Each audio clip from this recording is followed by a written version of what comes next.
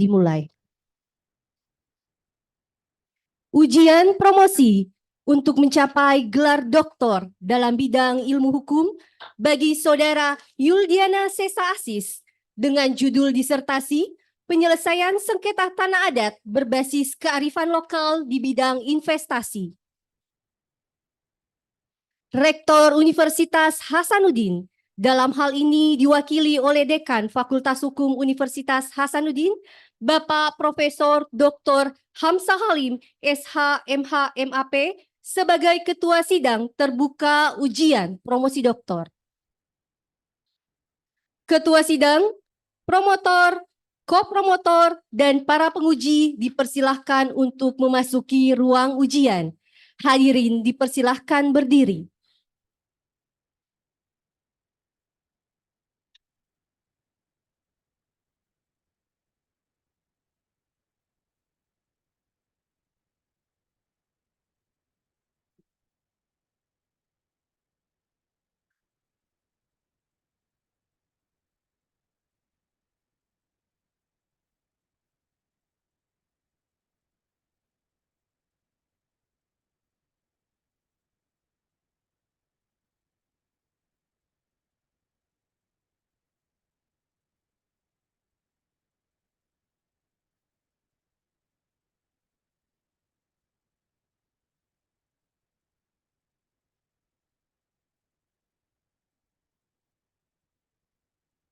Hadirin dipersilahkan duduk kembali.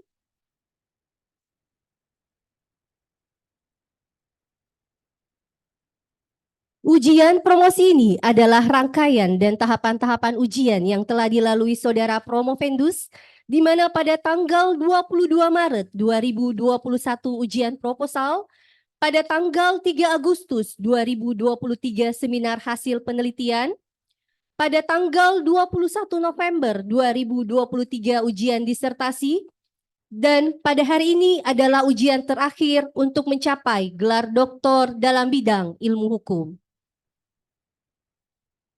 Ujian promosi doktor Saudara Yuldiana Sesa Asis dibuka oleh Ketua Sidang.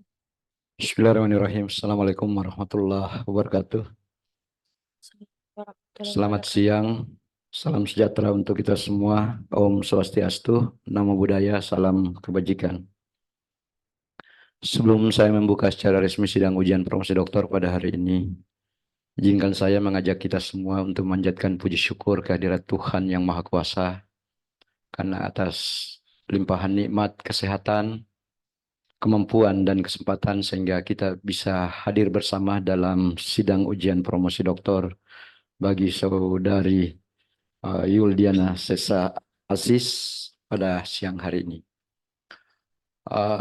Hal lain yang saya ingin sampaikan lebih awal bahwa sidang ujian promosi doktor ini adalah salah satu sidang ujian yang paling sakral dalam dunia akademik, sehingga saya berharap Ibu Bapak dan seluruh hadirin yang mengikuti sidang ujian ini dapat mengikuti secara hikmat, tertib, sehingga sidang ujian ini dapat berjalan sesuai dengan sebagaimana yang kita harapkan.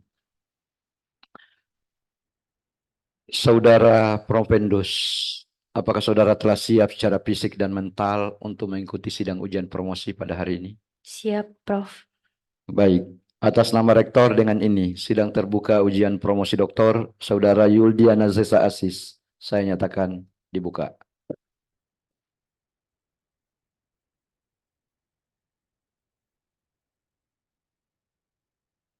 Sebelum saya mempersilakan promotor untuk memperkenalkan Promovendus, izinkan saya terlebih dahulu untuk memperkenalkan tim promotor, penguji eksternal, serta penguji internal.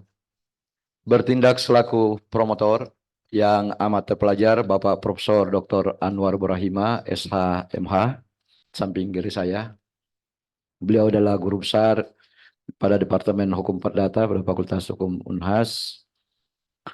Kemudian bertindak selaku ko-promotor yang amat terpelajar Ibu Profesor Dr. Andi Suryaman Mustaripide, SH, MHum. Beliau adalah guru besar pada Departemen Hukum Acara pada Fakultas Hukum Unhas. dan bertindak selaku kopromotor yang amat terpelajar Bapak Profesor Dr. Insinyur Abrar Saleng SHMH.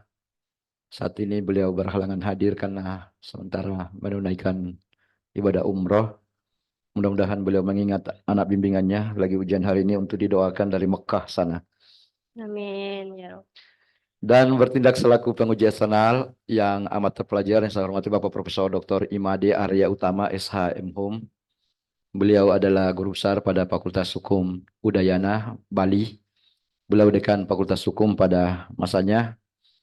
Perlu saya tegaskan bahwa kehadiran penguji eksternal dalam suatu sidang ujian promosi doktor menjadi suatu keharusan karena tidak ada ujian promosi doktor tanpa validasi eksternal, dan beliau bertindak pada saat ini sebagai penguji eksternal untuk memberikan validasi eksternal terhadap sidang ujian promosi doktor bagi saudara Yuldiana Sesa Asis. Selanjutnya bertindak selaku penguji yang amat terpelajar Bapak Profesor Dr. Juajir Sumardi, SHMH. Beliau adalah guru besar pada Departemen Hukum Internasional Fakultas Hukum Unhas. Saat ini beliau diberi tugas tambahan sebagai Ketua Laboratorium Fakultas Hukum Unhas dan juga saat ini juga mengemban amanah sebagai Ketua Asosiasi Pengurus Laboratorium Hukum seluruh Indonesia. Selanjutnya bertindak sebagai penguji yang amat terpelajar Ibu Profesor Dr. Farida Patitinggi SHM Hum. Insyaallah sebentar lagi bergabung.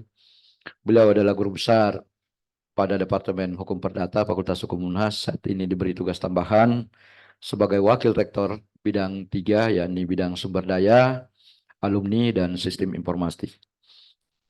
Kemudian bertindak selaku penguji yang amat terpelajar Bapak Dr. Sudirman Saad SHMH. Saat ini beliau berhalangan hadir. Ya, beliau adalah Associate Professor atau lektor kepala pada Departemen Hukum Perdata dan saat ini oleh negara diberi tugas tambahan sebagai Deputi Investasi pada Pengelola Otorita Batam. Dan bertindak selaku penguji yang amat terpelajar Ibu Dr. Marwah SHMH. Ya, ini Associate Professor pada Departemen Hukum Perdata dan saat ini diberi tugas tambahan sebagai Sekretaris Gugus Penjaminan Mutu dan Peningkatan Reputasi pada Fakultas Hukum Unhas. Untuk selanjutnya saya mengundang dengan hormat promotor untuk memperkenalkan Promovendus. Dengan hormat saya silakan pada yang amat terpelajar Bapak Profesor Dr. Anwar Burahimah SHMH. Silakan Prof.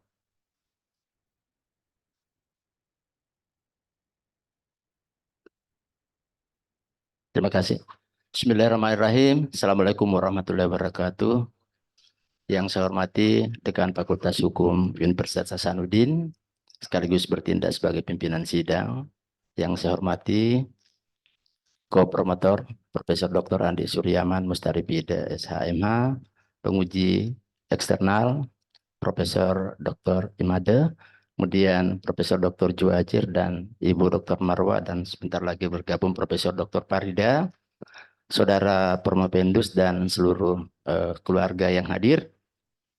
Saya akan memperkenalkan Promovendus. Riwayat hidup: nama Yuldiana Sesa Asis SHMH, pekerjaan pegawai negeri sipil, dosen, tempat tanggal lahir Ujung Pandang 18 Juli 1986, golongan pangkat penata 3C lektor, alamat Jalan Sunu 2 nomor 38 RT 003 RW 003 Makassar 90211, agama Islam, data keluarga, orang tua Haji Dr. Andes Abdul Aziz Burahimah MM, Haja Andi Hartati Aziz, Ibu ya, almarhumah, saudara Hendra Aziz, Yuliazar Aziz, Marini Aziz, Imelda Aziz, dan Muhyiddin Aziz. Riwayat pendidikan: SD Negeri 1 Maroke tahun 1998, SLTP Negeri 1 Maroke 2001, SMU Negeri 1 Maroke 2004, S1 Fakultas Hukum Unhas tahun 2004, S2 Fakultas Hukum tahun 2008, dan S3 Fakultas Hukum Unhas tahun 2019. Pendidikan non formal Diklat Mahkamah Konstitusi tahun 2016, pelatihan AA dan Pekerti 2017, dan pelatihan penulisan Sastra Ubud Writers and Readers Festival. Kemudian pengalaman non-akademik, Wakil Ketua Bidang Perbankan Lembaga Keuangan Non-Bank Perpajakan Fiskal pada Kadin tahun 2015-2019, Departemen Hukum dan HAM IKSS tahun 2016-2011, Bidang Advokat Gerakan Nasional Anti Narkoba Granat 2019-2024. Publikasi ilmiah ada banyak, saya akan membacakan mungkin hanya 5 ya, atau 6. Yang pertama, Protection Papua Native Children's Conflict Within Law, Stroke and Restorative Justice Approach Volume 1 Issues Oktober 2018, Legal Testing on Hate Speech Stroke Social Media Proceeding Sub of the International Conference Social Science, Legal Protection Available, Quality, Food Safety and Food Wisdom Management, and International Conference on Environmental Ecology Food Security tahun 2022, Legal Protection for Availability, Quality Food Safety and Food Waste Management, Legal Enforcement, Environmental Palm Oil Plantation of Merauke. Ini tulisannya agak terpisah-pisah nih. Analysis Social Juridical Participation of Village Government in Increasing Income of Marine Canum Indigenous People in Sota Merauke. Kemudian pelaksanaan tanggung jawab sosial perusahaan Corporate Social Responsibility pada PT China Gate, implementasi Undang-Undang 13 tahun 2003 tentang ketenagakerjaan, dan tinjauan yuridis terhadap keabsahan cover note sebagai jaminan kredit di bank. Terakhir adalah perlindungan hukum terhadap konsumen atas pelayanan perusahaan daerah air minum PDAM di Kabupaten Maros. Demikian pimpinan sidang, saya kembalikan. Assalamualaikum warahmatullahi wabarakatuh. Waalaikumsalam warahmatullahi wabarakatuh. Terima kasih promotor yang amat terpelajar Bapak Profesor Dr. Anwar Burahimah SHMH yang telah memperkenalkan Saudara Promovendus pada hari ini. Sebelum saya persilakan pada Saudara Promovendus, lebih awal saya ingin mengingatkan bahwa sidang ujian promosi doktor ini diatur dengan peraturan rektor dan lama waktu penyelenggaraan ujian maksimal 120 menit. Dan untuk itu ya saya alokasikan 20 menit bagi Saudara Promovendus untuk mempresentasikan ringkasan disertasinya ya. Siap, Prof. Tidak melebihi 20 menit dimulai dari sekarang. Silakan. Siap, Prof.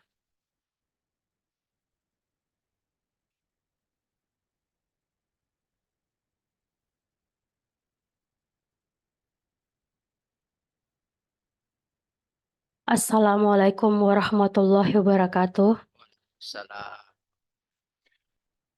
Kepada yang mulia dan yang amat sangat terpelajar, Bapak Profesor Dr. Hamzah Halim, SH, MH, MAP, selaku pimpinan sidang. Kepada yang mulia dan yang saya hormati, tim promotor yang amat terpelajar, Bapak Profesor Dr. Anwar Burahimah, SH, MH, selaku promotor. Kepada yang amat terpelajar, Ibu Profesor Dr. Andi Suryaman Mustaripide, SH, MH, selaku kopromotor. Kepada yang amat terpelajar, Bapak Profesor Dr. Insinyur Abrar Saleng, SH, MH, selaku kopromotor. Yang saya hormati juga dan yang amat sangat terpelajar, Bapak Profesor Dr. Imade Arya Utama, SH, MHum, selaku penguji eksternal. Yang saya hormati tim penguji yang amat terpelajar, Bapak Profesor Dr. Juajir Sumardi, SH, MH. Yang amat terpelajar, Ibu Profesor Dr. Farida Patitinggi, SH, MHum. Yang amat terpelajar, Ibu Dr. Marwah, SH, MH. Dan yang amat terpelajar, Bapak Dr. Sudirman Sahat, SH, MH, yang tidak sempat hadir. Dan yang terhormat Bapak Ibu hadirin sekalian yang hadir dalam sidang ujian promosi saya. Perkenankan saya memaparkan disertasi saya yang berjudul Penyelesaian Sengketa Tanah Adat Berbasis Kearifan Lokal di Bidang Investasi.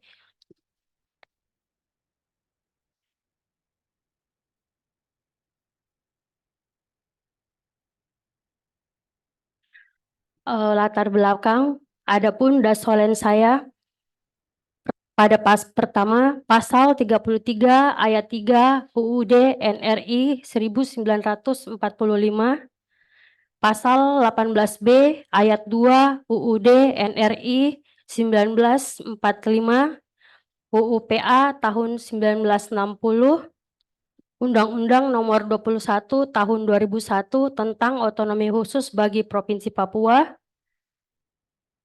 Selanjutnya, Perpu Nomor 1 Tahun 2008 tentang perubahan atas Undang-Undang Nomor 21 Tahun 2001 tentang Otonomi Khusus bagi Provinsi Papua. Undang-Undang Nomor 25 Tahun 2007 tentang penanaman modal. Perdasus Nomor 28 Tahun 2008 tentang hak ulayat masyarakat adat dan hak perorangan warga masyarakat hukum adat atas tanah, yang ditujukan tanah untuk sebesar-besarnya kemakmuran rakyat termasuk masyarakat adat. Dasein secara sosiologis yang pertama, penolakan masyarakat adat suku Malin Andim kepada investor di Kabupaten Merauke. Yang kedua, indikasi adanya tujuan-tujuan tertentu di balik masuknya investor di Kabupaten Merauke, yaitu yang pertama berupa tuduhan atau dugaan perusakan lingkungan atau situs adat oleh investor, dan kenyataan yang terjadi adanya jual beli tanah secara komunal oleh masyarakat adat. Secara yuridis, kepastian hukum tentang eksistensi hak ulayat yang masih tumpang tindih dan kerugian investor yang meningkat setiap tahunnya. Yang kedua, ketidakpastian hukum atas keamanan investasi yang melibatkan masyarakat adat tanpa bantuan pemerintah. Yang ketiga, terjadinya sengketa hukum dipengaruhi oleh kehidupan masyarakat yang tergerus arus global dan investasi meninggalkan kepercayaan terhadap kearifan lokal. Isu penelitian, pemanfaatan tanah adat untuk kepentingan investasi belum memberikan kepastian hukum dan kemanfaatan bagi para pihak. Dalam hal ini masyarakat adat dan investor sebagai akibat konflik tanah adat yang terjadi secara terus-menerus yang menyebabkan tidak dapat terciptanya kesejahteraan bagi masyarakat adat. Rumusan masalah yang pertama, apakah investasi telah memberikan manfaat bagi masyarakat hukum adat? Yang kedua, apakah perjanjian investasi telah memberikan kepastian hukum dan perlindungan hukum bagi investor dan masyarakat hukum adat? Yang ketiga, bagaimanakah penyelesaian sengketa tanah adat dengan berbasis kearifan lokal di bidang investasi yang dapat memberikan keadilan bagi masyarakat hukum adat? Orisinalitas penelitian yang pertama, Manumpak Sianturi tahun 2009 dengan judul Kepastian Hukum Sertifikat Hak Atas Tanah dalam Menunjang Kegiatan Investasi, disertasi Universitas Hasanuddin. Yang kedua, Philip Wamavna tahun 2019, Pengaturan Kebijakan Investasi dalam Rangka Perlindungan Terhadap Hak-Hak Masyarakat Adat di Provinsi Papua Barat, disertasi Universitas Hasanuddin. Yang ketiga, Heri M. Polonto tahun 2010, Pengaturan Kebijakan Investasi dalam Rangka Perlindungan Terhadap Hak-Hak Masyarakat Adat di Provinsi Papua Barat, disertasi Universitas Hasanuddin. Yang keempat, Kadir Kacong tahun 2015, Hakikat Pembayaran Adat dalam Mewujudkan Rasa Keadilan pada Masyarakat Hukum Adat di Provinsi Papua, disertasi Universitas Hasanuddin. Landasan teori yang saya gunakan dalam disertasi saya yaitu yang pertama, teori living law, teori penyelesaian sengketa, teori kepastian hukum, teori perlindungan hukum, dan teori triangular concept of legal pluralism.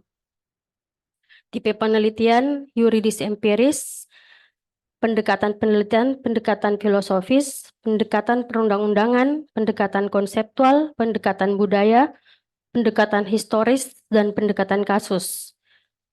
Populasi, 1 orang ketua adat, 1 orang jaksa, 1 orang hakim pengadilan negeri, 1 orang Pemda, 1 orang dinas penanaman modal, 5 orang masyarakat adat, dan 1 orang LMA. Lokasi penelitian Kabupaten Merauke, sumber data, data primer dan data sekunder, teknik pengumpulan data, studi lapangan dan studi pustaka, analisis data dianalisis secara kualitatif. Hasil penelitian pertama, manfaat investasi bagi masyarakat hukum adat.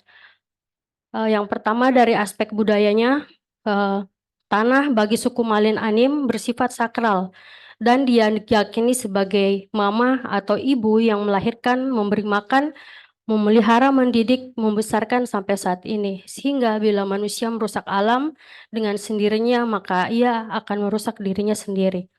Yang kedua, tanah adat tidak dapat hanya dinilai dengan uang atau apapun, juga sehingga harus bermanfaat bagi semua pihak. Yang ketiga, perbuatan hukum investasi terkait dengan tanah adat, yaitu 1. Memberikan kepastian hukum dan perlindungan bagi masyarakat adat di samping juga kepada investor. 2. Keadilan dan kesejahteraan masyarakat adat suku Malin Anim. 3. Kesesuaian dengan rencana umum penanaman modal. Yang berikut, melindungi hak-hak masyarakat adat Malin Anim. Jadi investasi belum sepenuhnya memberikan manfaat kepada masyarakat suku Malin Anim.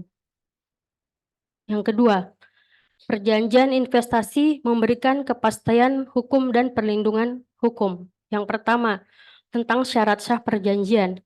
Perjanjian investasi menghasilkan kerjasama pemberdayaan kampung antara masyarakat adat Marga Gepse, Marga Mause, dan Marga Balagaise dalam wilayah Kampung Kaliki, Distrik Kurik, dengan PT Cendrawasih Jaya Mandiri, PT Karya Bumi Papua, dan PT Rizky Kemilau Jaya.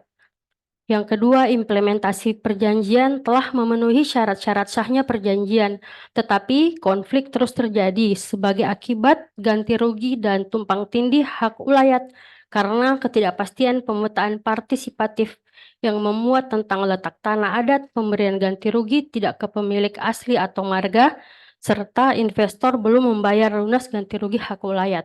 Yang ketiga, pelaksanaan prinsip itikat baik. Prinsip itikat baik dalam perjanjian telah dilakukan oleh investor dalam program CSR yang haruskan bagi setiap perusahaan meskipun tidak berjalan secara berkelanjutan. Jadi perjanjian investasi telah memberikan kepastian hukum dan perlindungan hukum. Yang berikut, kendala dalam perjanjian investasi. Adapun faktor yang terkait dengan perjanjian investasi yaitu kegiatan penanaman modal selalu terkait dengan faktor resiko yang dapat mengakibatkan hilangnya nilai modal, tumpang tindih kebijakan pusat dan daerah di bidang investasi serta kebijakan antar sektor, kurangnya kepastian hukum, kurang kondusifnya pasar tenaga kerja, keamanan kurang stabil, kurangnya insentif investasi termasuk insentif perpajakan. Syarat sah perjanjian antara masyarakat adat suku Malin Anim dan investor telah terpenuhi walaupun terdapat beberapa kendala yang tetap bisa diselesaikan. Yang terakhir, yang berikut, penyelesaian sengketa tanah adat di bidang investasi untuk memberikan keadilan bagi masyarakat adat, yaitu dengan beberapa cara.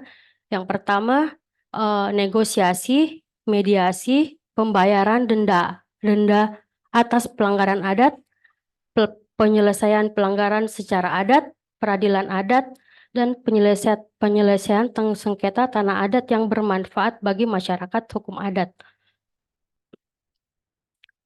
Penyelesaian sengketa tanah adat di bidang investasi yang berbasis kearifan lokal untuk dapat memberikan keadilan dan kemanfaatan bagi para pihak masyarakat hukum adat, maka suku Malim Anim dan investor didasarkan pada nilai yang pertama, yaitu nahale yamo atau nahale mehele, yaitu kejujuran, nahele kebenaran, nahele nambal umbal kesepakatan, dan naurane honata tanggung jawab.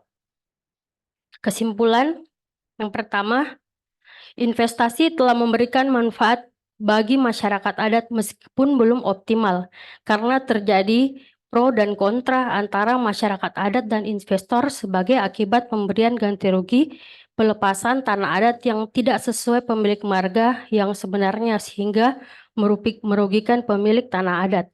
Yang kedua, perjanjian investasi yang dibuat sesuai syarat sah perjanjian telah memberikan kepastian dan perlindungan hukum bagi investor dan masyarakat adat, meskipun di dalamnya pelaksanaannya masih dijumpai adanya pengakuan tumpang tindih tangan adat, pemberian ganti rugi berulang-ulang yang merugikan investor, dan CSR yang tidak berkelanjutan yang merugikan masyarakat.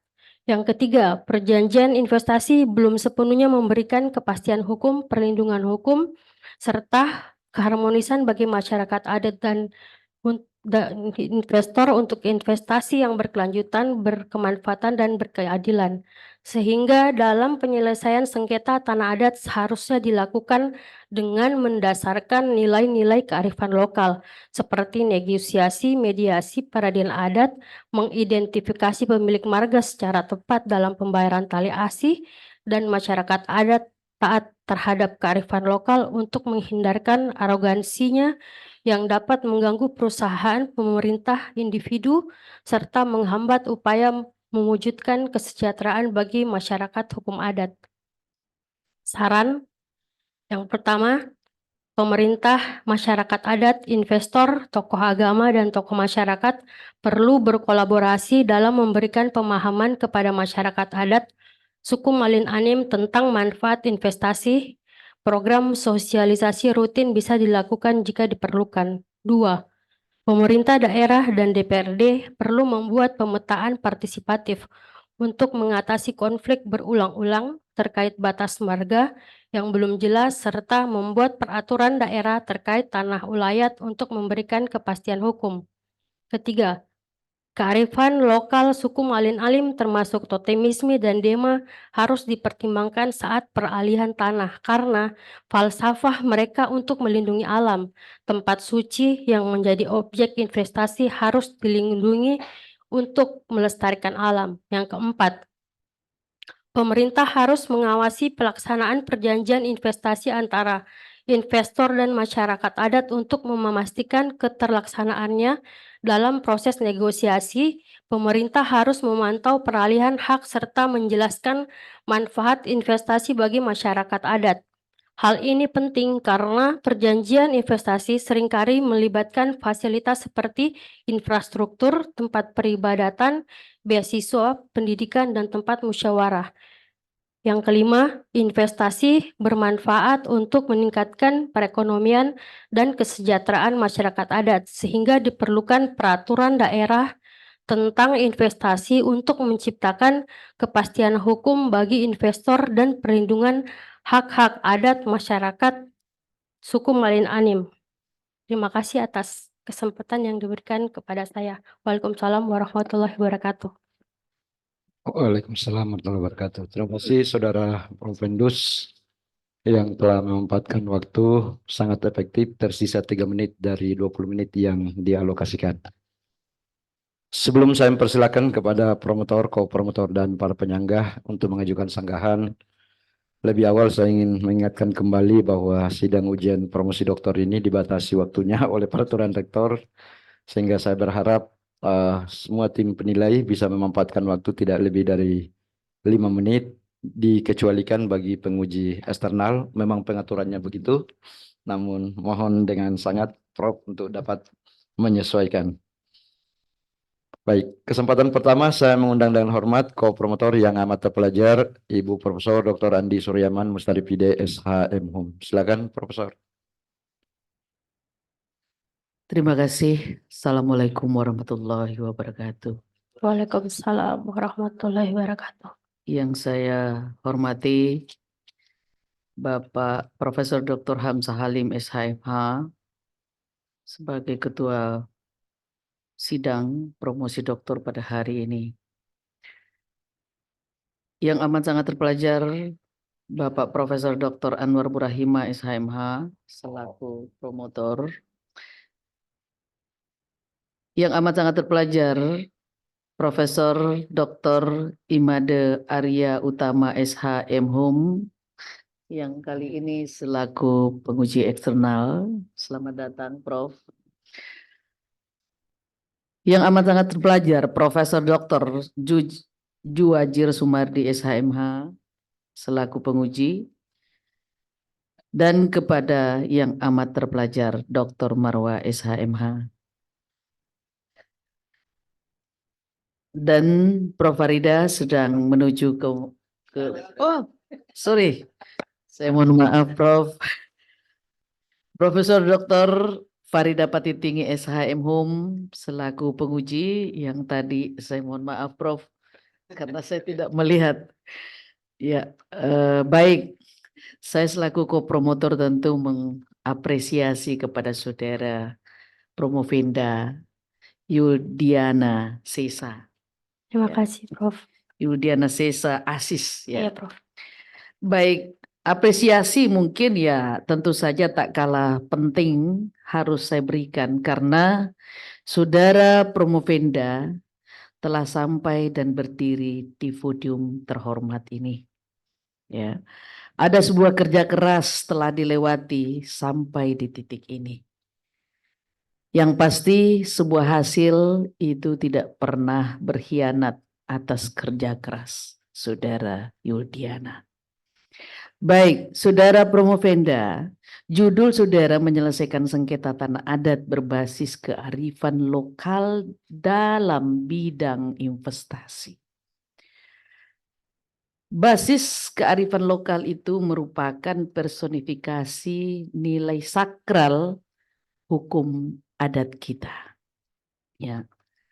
Biasanya dimaknakan sebagai kalau menyelesaikan masalah di dalam masyarakat hukum adat itu dimaknakan sebagai selesaikan secara adat.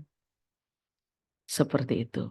Sehingga apa yang dipetik di dalam penyelesaian secara adat ini tentu ada kriterianya, tentu ada syarat-syaratnya, ya. Tentu ada nomenklatur yang dipahami bersama, yaitu kalau kita menuju pada suatu wilayah tentu ada budaya yang ada di dalam masyarakat setempat. Yaitu biasanya kita pakai si pakatau, si pakalebi, si pagainga. Ya. Nah, lanjut daripada itu, dasar pijak hukum adat kita menganut sebuah penguasaan hak atas tanah. Ya. Mengingat investasi yang saudara angkat dalam judul ini, hukum adat kita itu menganut berlaku ke dalam dan keluar. Nah, menuju investasi, tentu saja investasi yang saudara maksudkan ini adalah memberi manfaat sebesar-besar untuk kemakmuran rakyat di Indonesia. Iya, Prof. Betul? Iya, Prof. Baik.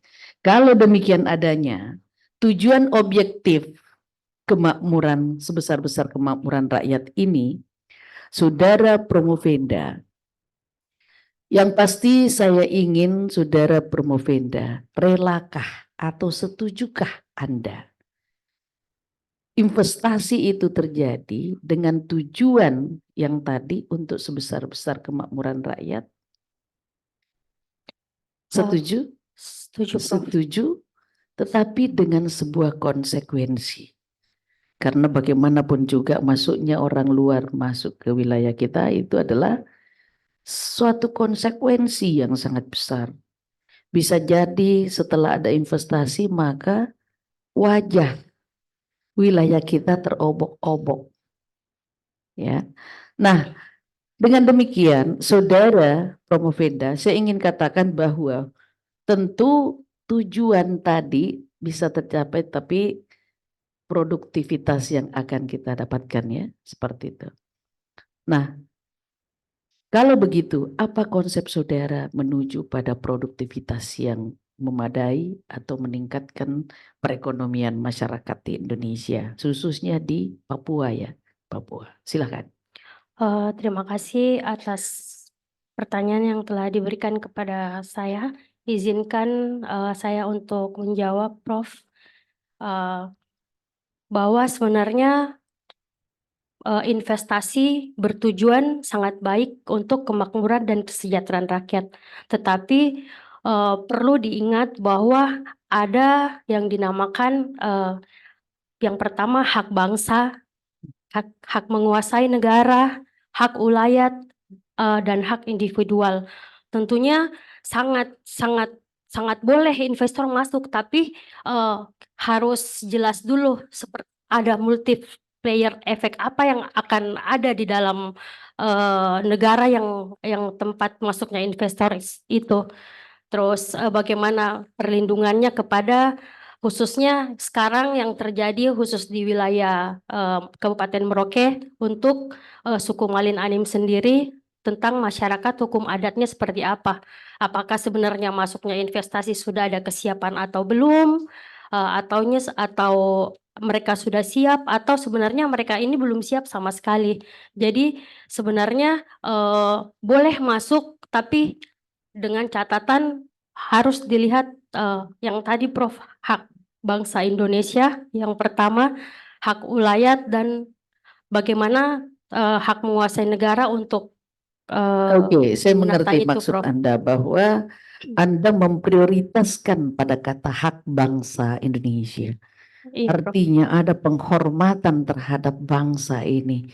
Tidak serta-merta investasi masuk ke suatu wilayah dengan sekonyong-konyong menguasai lahan itu dengan tidak tabe-tabe.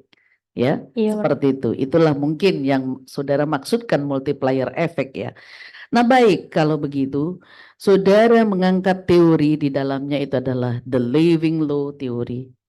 The living law theory ini kita kenali bahwa hukum tergantung dari fakta-fakta sosial dan tidak tergantung pada kewenangan negara semata.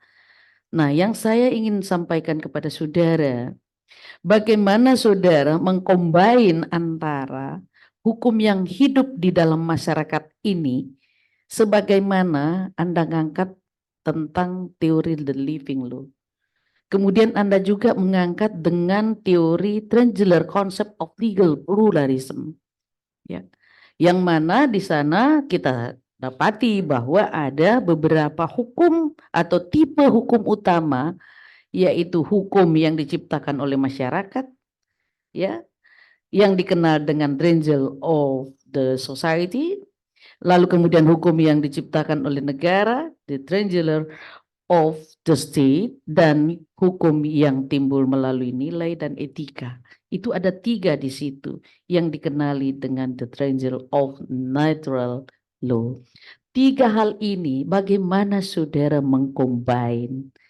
Ya, tadi Anda mengangkat living law, lalu kemudian Anda mengangkat penyelesaian sengketa. Silahkan, sehubungannya dengan penelitian saudara, karena ada 2 konsep yang harus Anda angkat di situ. Bagaimana mengcombine itu bisa berjalan sinergi? Iya, Prof. Silakan. Terima kasih, Prof. Izinkan saya menjawab. Saya mengangkat teori The Living Law dari Eugen Ehrlich, bahwa dengan teori The Living Law adalah teori yang hidup dari masyarakat. Jadi nantinya ke depan semuanya berasal dari nilai-nilai, norma-norma, norma-norma dan perilaku yang hidup dari masyarakat adat itu sendiri. Dan itu yang dijadikan sebagai suatu aturan yang tertulis maupun tidak tertulis yang bermuara untuk kesejahteraan masyarakat adat itu sendiri, Prof. Ya, berarti Anda setuju ya, masyarakat adat mempunyai porsi Sangat tertinggi di setuju. sana. Baik, Izin Prof, sudah 10 menit. oke, baik. Saya sudahi dulu. Saya cuma mau membuka ini. Tetapi terlanjur lama. Terima kasih, Prof. Baik, terima kasih yang amat terpelajar, co-promotor Ibu Profesor Dr. Andi Suryaman, Mustaripide SH Home, dan karena co-promotor 2 terhalangan hadir, Maka kesempatan berikutnya saya mengundang dengan hormat penilai eksternal yang amat terpelajar Bapak Profesor Dr. Imade Arya Utama SH.M. Hum. Silakan Prof. Terima kasih pimpinan sidang yang terhormat dan amat terpelajar Prof. Hamzah Halim. Demikian juga terima kasih atas kesempatan yang diberikan kepada saya untuk ikut serta dalam proses sidang terbuka Dr. Fakultas Hukum SAS Hasanuddin. Assalamualaikum warahmatullahi wabarakatuh. Assalamualaikum warahmatullahi wabarakatuh. Salam Naudaya, salam sejahtera buat kita semua. Om Swastiastu. Yang terhormat tim promotor, demikian juga tim penguji yang tidak bisa saya sebutkan satu persatu. Saya sangat mengapresiasi ya terhadap disertasi saudara Promovenda ini. Terima Dan kasih, Prof. tentu saya menyampaikan selamat juga saudara sudah bisa berdiri di mimbar panas ini. Terima kasih, Prof. Dan tentu juga kepada keluarga besar yang tampaknya cukup dukungannya cukup banyak di sini yang telah memberikan support. Semoga proses ini berjalan lancar ya. Saudara Promovenda, saudara Yuliana Sesasis tadi Prof. Andi Suryaman sudah memaparkan ke riset saudara ini yang luar biasa, mencoba bagaimana kalau pepatahnya di mana bumi dipijak, di sana langit dijunjung nampaknya. Iya. Jadi investor juga demikian, dan inilah saatnya kebangkitan dari nilai-nilai kearifan lokal untuk menjaga proses investasi di wilayah di mana investor hadir di situ.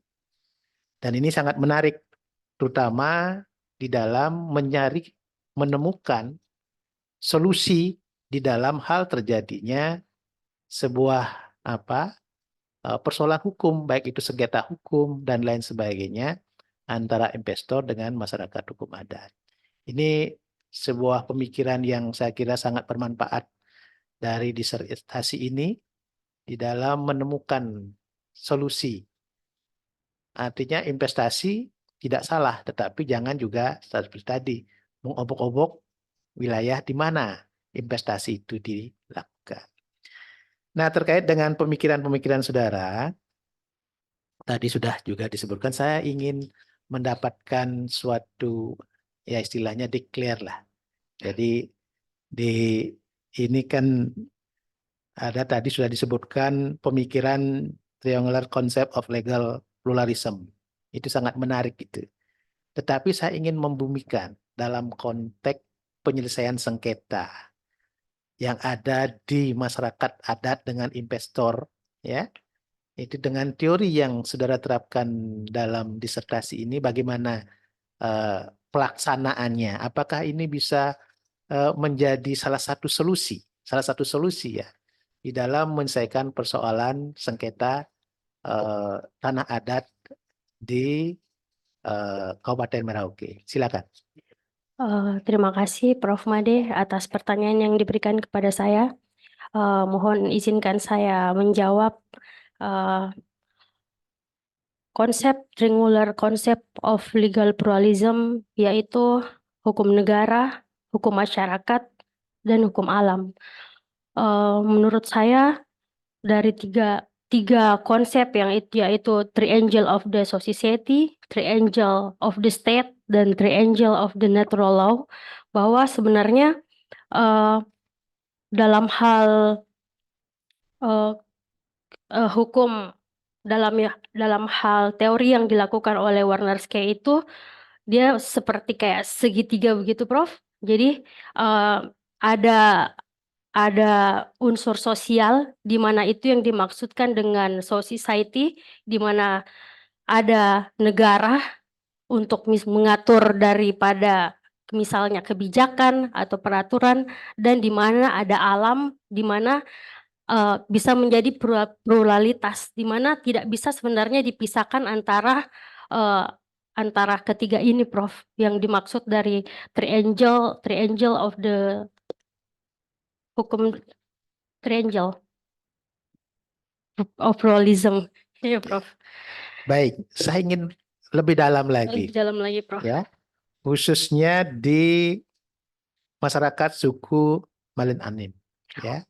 Nah, ini saya ingin mempertanyakan, kan ada kearifan-kearifan lokal yang telah Iya. dibangun di sana. Misalnya Nahile Yama yang saudara, kejujuran itu nilai-nilai kejujuran, nilai-nilai kebenaran Nahile dan nilai-nilai tanggung jawab. Nah, persoalannya bagaimana nilai-nilai itu yang sudah tumbuh berkembang di masyarakat suku Malin Anim ini bisa terintegrasikan, bisa diadopsi di dalam penyelesaian sengketa, khususnya kalau dipergunakan jalan negosiasi ataukah ya mediasi antar para pihak yang bersengketa. Bagaimana ini mengintegrasikan ini sebagai, apakah ini nanti akan efektif ataukah tidak?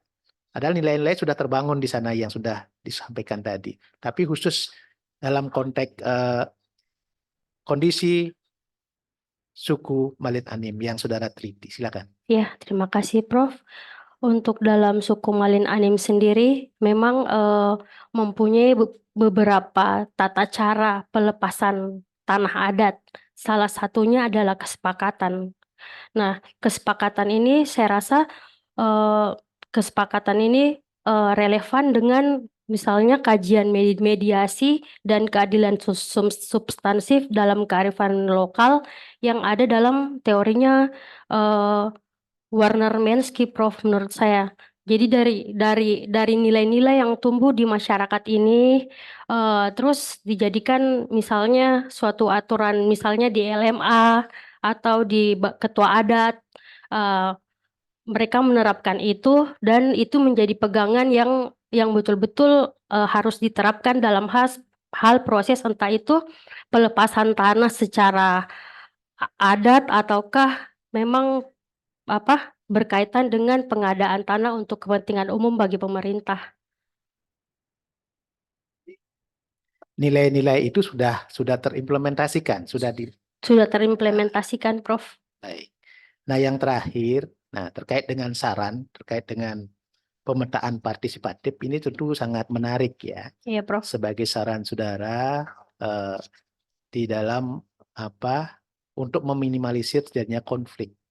Karena memang biasanya wilayah-wilayah adat itu tidak jelas batas-batasnya. Saudara mengusulkan adanya pemetaan partisipatif. Artinya bagaimana dari bawah bisa berperan serta. Nah, ini saran saja. Iya, Kalau Prof. bisa jangan sampai di situ pemetaan partisipatif, tetapi basis digitalisasi itu juga Iya, Prof. bisa ditambahkan karena sekarang eranya dengan satelit itu juga untuk menghindari duplikasi terjadinya tumpang tindih antara satu wilayah yang sudah terpetakan sebagai wilayah masyarakat adat tertentu dengan yang lain. Mungkin ditambahkan saja nanti bahwa pemetaan partisipatif berbasis digital gitu ya. Siap, Saya Prof. kira itu eranya sekarang dalam konteks pertanahan di dalam yang dikembangkan oleh BPN.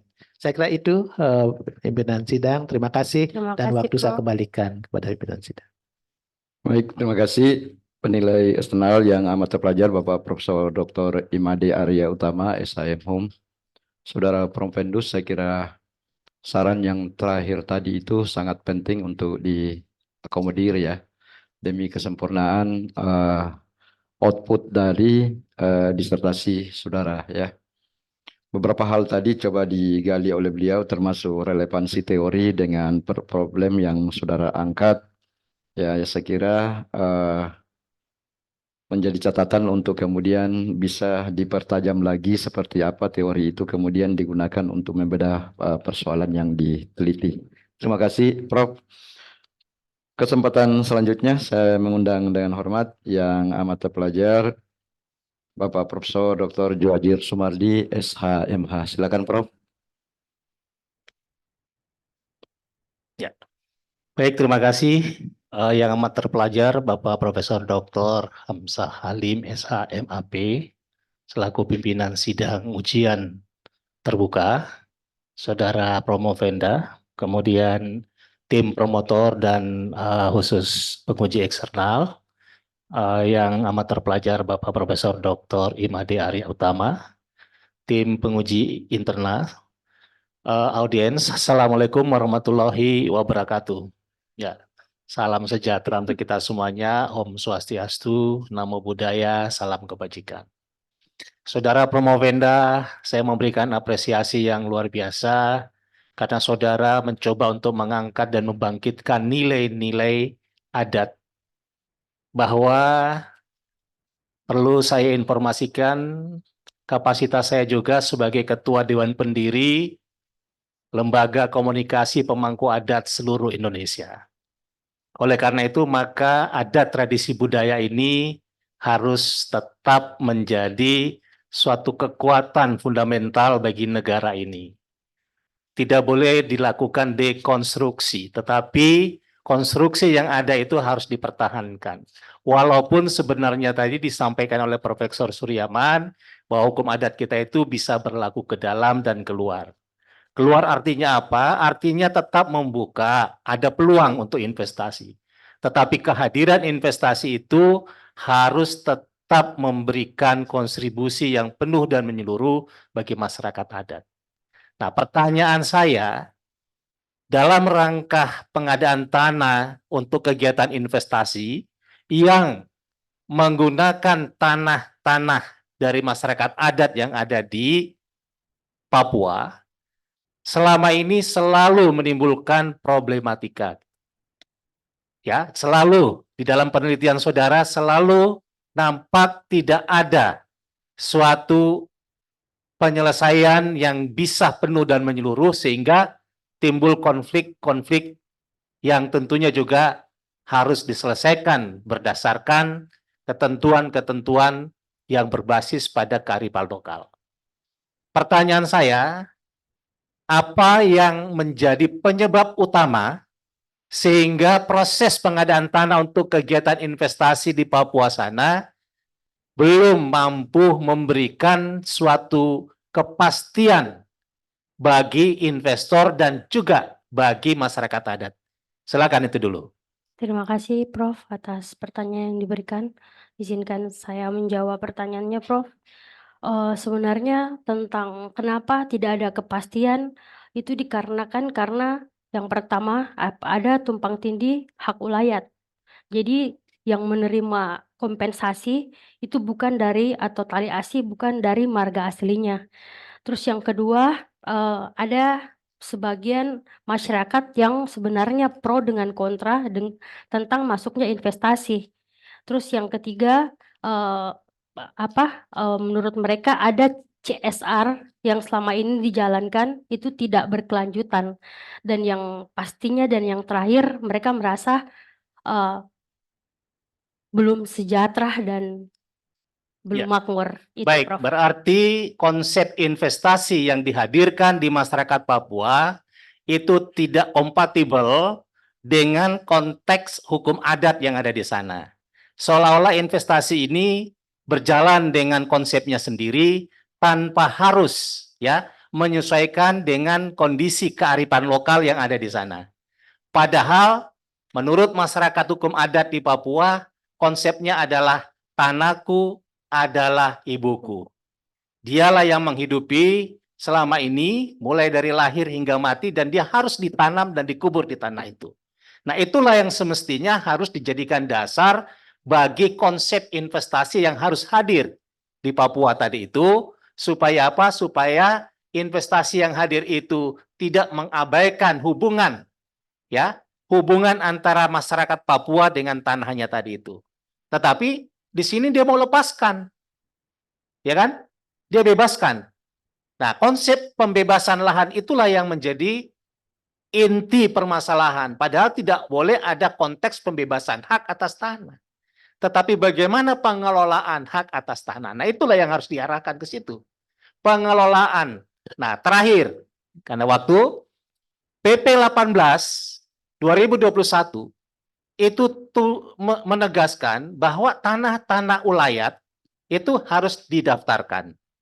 Nah, kalau sampai batas waktu 2025, tanah-tanah ulayat itu tidak didaftarkan, maka statusnya berubah menjadi tanah negara.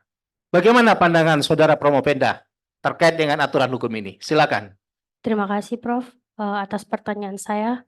Menurut saya itu adalah aturan yang belum tidak mencerminkan nilai-nilai kemanusiaan bagi masyarakat hukum adat. Karena untuk menginventarisasi tanah semua itu bukan hal yang mudah yang pertama. Dan yang kedua, apabila telah diinventarisasikan, berarti otomatis mereka sudah tidak punya tempat untuk mencari sumber daya alam lagi. Iya, Terus, saya setuju. iya Prof. Ya, jadi negara ini harus ingat bahwa masyarakat adat sebelum Republik ini ada. Republik ini ada karena diakui oleh masyarakat adat. Oleh karena itu tidak ada alasan bagi Republik ini untuk menghilangkan hak-hak masyarakat adat, khususnya aset-aset ulayatnya, hanya karena hegemoni hukum nasional terhadap lokal law. Demikian, terima kasih. Saya akhiri. Assalamualaikum warahmatullahi wabarakatuh. Waalaikumsalam warahmatullahi wabarakatuh. Terima kasih yang amat terpelajar Bapak Profesor Dr. Djuhajir Sumardi, SHMH. Saya kira 3 pertanyaan diajukan tadi itu semua basisnya filosofis ya, saya kira bahwa asal muasalnya negara ini lebih duluan masyarakat adat itu daripada Republik Indonesia ini ya.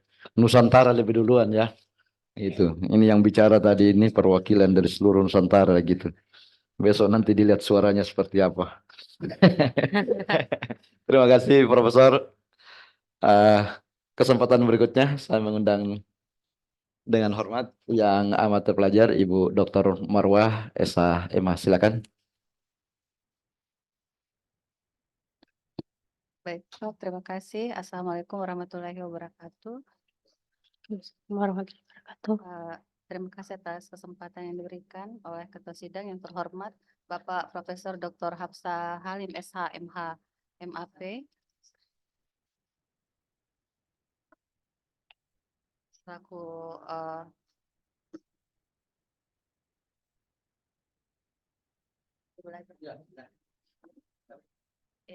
baik, dan yang terhormat promotor Bapak Profesor Dr. Anwar Burahima SHMH serta kopromotor Ibu Profesor Dr.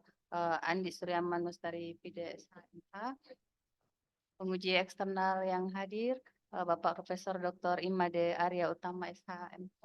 Selamat datang di Makassar, Prof. Dan tim penguji Bapak Profesor Dr. Djuhajir Sumardi SHMH serta Ibu Profesor Dr. Farida Patitingi SHMH.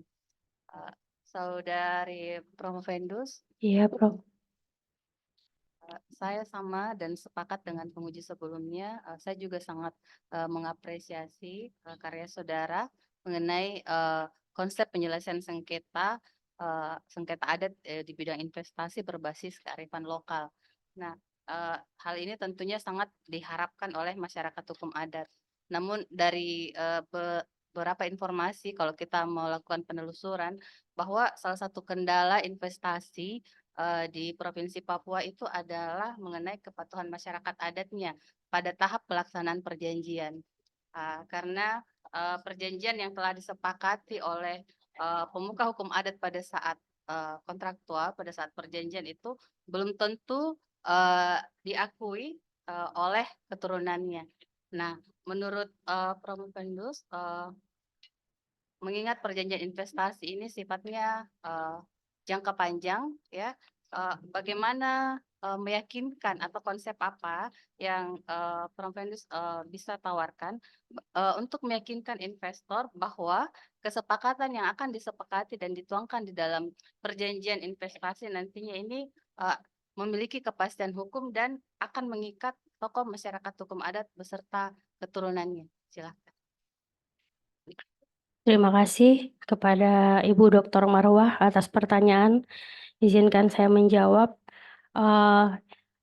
hal yang tentang kepastian hukum yang itu memang selalu menjadi masalah karena akan berulang lagi di keturunannya tidak diakui.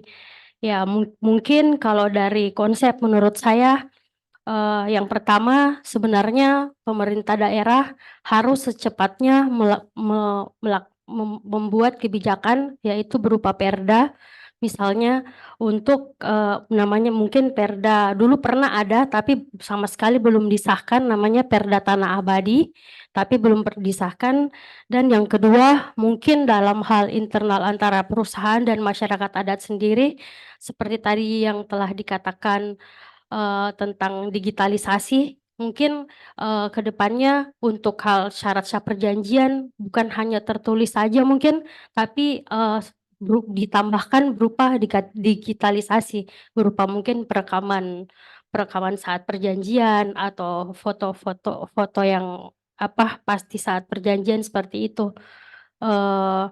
untuk mengikat. Dan kemudian dalam hal CSR-nya itu yang perlu untuk dikuatkan lagi bahwa mereka ini akan ditanggung sampai kapan, apakah hanya sampai misalnya selesai tamat SMP, SMA, atau kuliah, atau seperti apa. Saya rasa kalau dengan investasi yang berkelanjutan, berkemanfaatan, mungkin masalah ini bisa terurai dengan baik. Terima kasih, Bu Dokter. Dan selanjutnya yang ingin saya tanyakan masih terkait dengan apa yang saudari sampaikan tadi. Nah, bagaimana saudari nanti berkontribusi untuk masyarakat khususnya di Provinsi Papua, kalau bisa mungkin di seluruh wilayah Indonesia, karena ini sangat menarik sekali karena berbasis kearifan lokal dan ini tentunya sangat diharapkan oleh seluruh masyarakat. Silakan. Terima kasih atas pertanyaan saya. Kontribusi saya mungkin yang pertama dalam hal paling kecil yang mungkin bisa saya lakukan, saya akan mengajarkan kepada mahasiswa saya bahwa pentingnya tanah adat kita bagi suatu negeri dan bahwa sebenarnya hukum agraria itu ya berasal dari hukum adat itu sendiri dan hukum adat tidak boleh dikesampingkan dari hukum normatif sekalipun.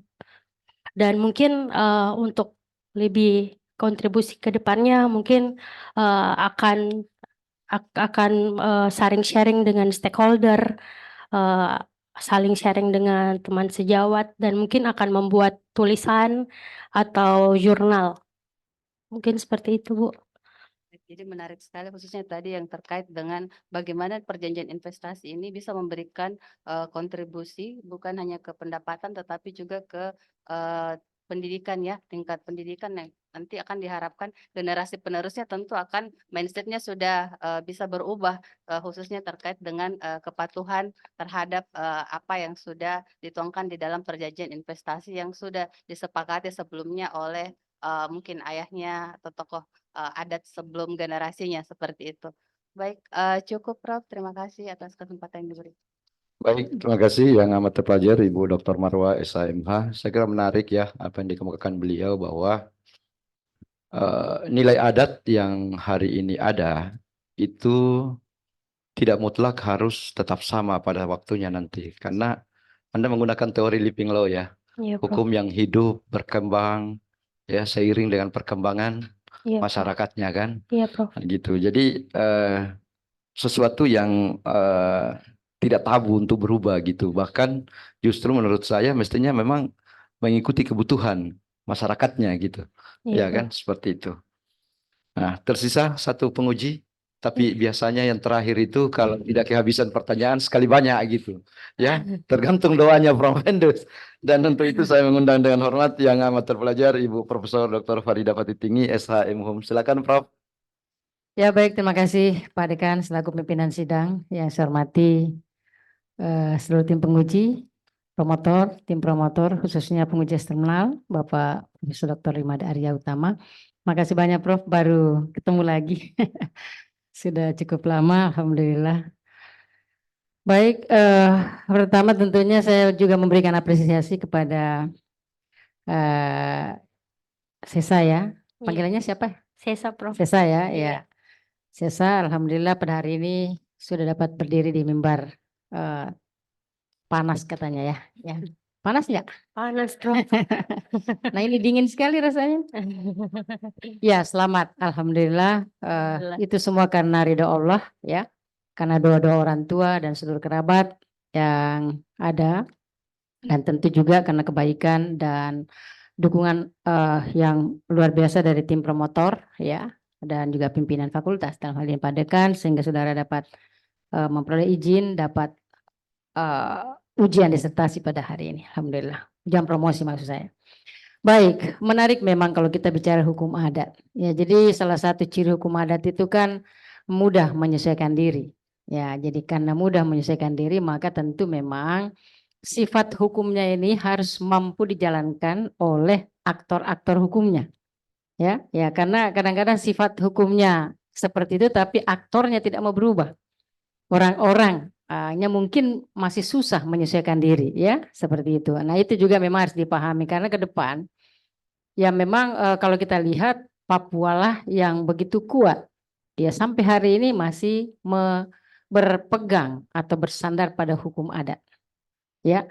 Dan saya kira sampai hari ini pun juga hukum tanah nasional kita itu masih berdasarkan pada hukum adat ya, karena masih hukum adat sebagai dasar maka seharusnya segala bentuk regulasi ya atau pengembangan kebijakan-kebijakan di bidang pertanahan termasuk investasi ini harus memperhatikan ya landasan hukum ya, atau prinsip hukum adat sebagai dasar dari hukum tanah nasional. Jadi tidak boleh mengabaikan itu. Saya kira di beberapa kajian saudara ini karena berkaitan dengan penyelesaian sengketa adat berbasis kearifan lokal ya.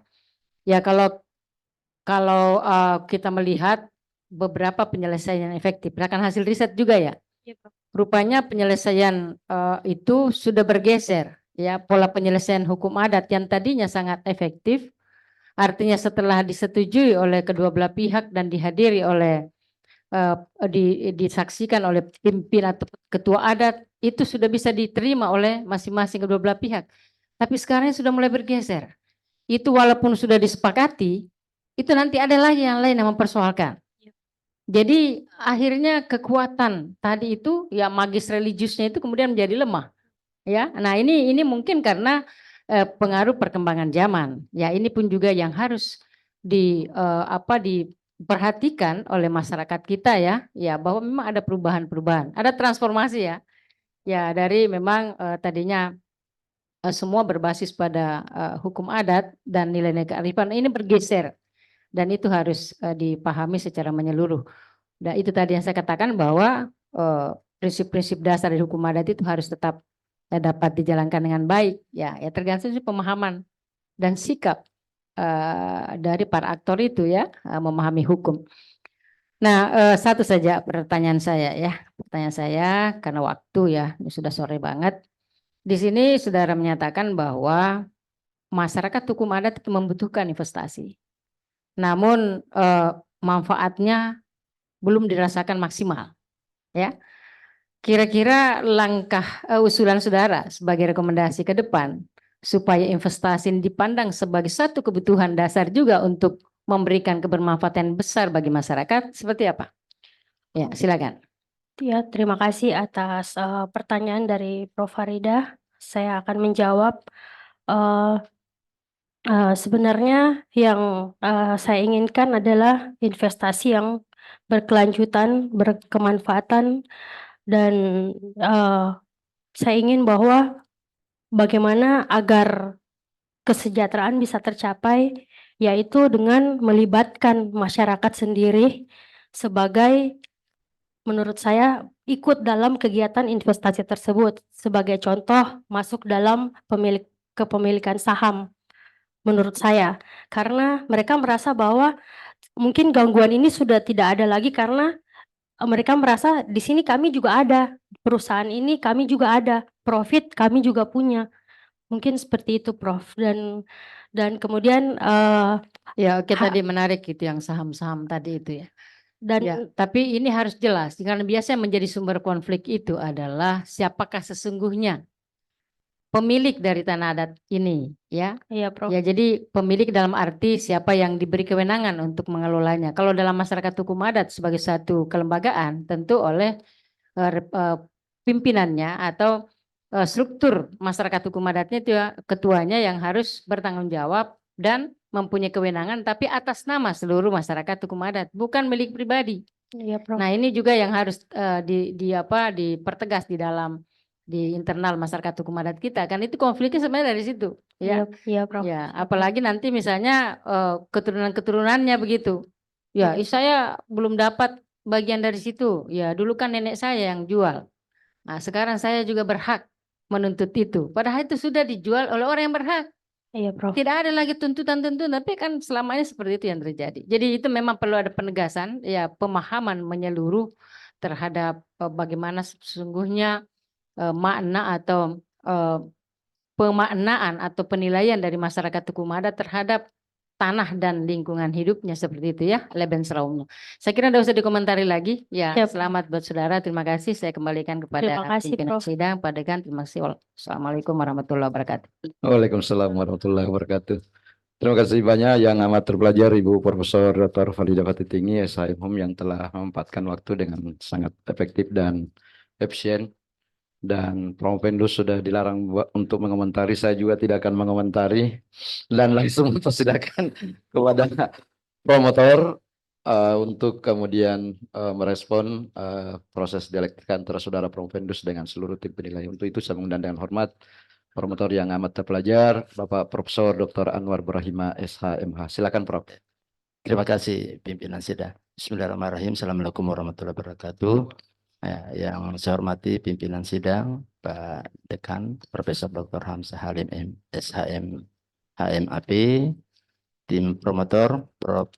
Andi Suryaman, tim penguji baik eksternal maupun internal. Ya, saya menyimak jawaban-jawaban saudara ya, dari mulai dari tim promotor sampai kepada penguji baik penguji eksternal maupun penguji internal. Ya, jawaban saudara-saudara ya ada sih yang mungkin perlu ditambahkan sedikit. Yang pertama tadi dari promotor saya kira tidak ada masalah. Kemudian dari penguji eksternal tadi ditanyakan, dan sesungguhnya untuk menghimpun ini karena waktu juga, bahwa perlu dipahami hukum adat itu sifatnya dinamis, sehingga saya selalu mengatakan bahwa hukum yang paling modern sesungguhnya dari seluruh hukum itu adalah hukum adat, ya, karena hukum adat itu mengikuti perkembangan zaman, jadi dia berubah kapanpun, cuman tidak terasa karena perubahannya lambat. Ya. Jadi tidak drastis perubahannya, mengikuti perkembangan zaman. Jadi dia berevolusi. Tidak seperti hukum-hukum yang lain yang sifatnya adalah revolusi.